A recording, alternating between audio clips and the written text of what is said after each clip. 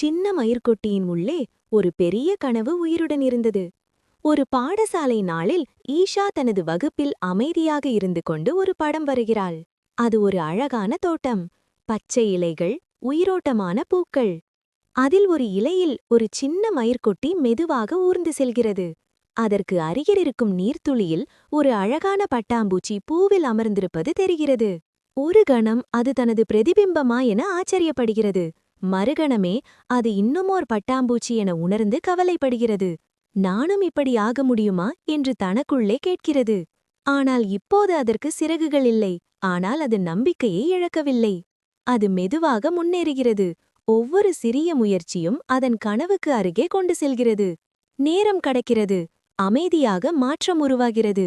ஒரு நாள் அதே சின்ன மயிர்கொட்டி தன் கனவுகளை நிஜமாக்கி அழகான பட்டாம்பூச்சியாக மாறி வானத்தில் பறக்க ஆரம்பிக்கிறது.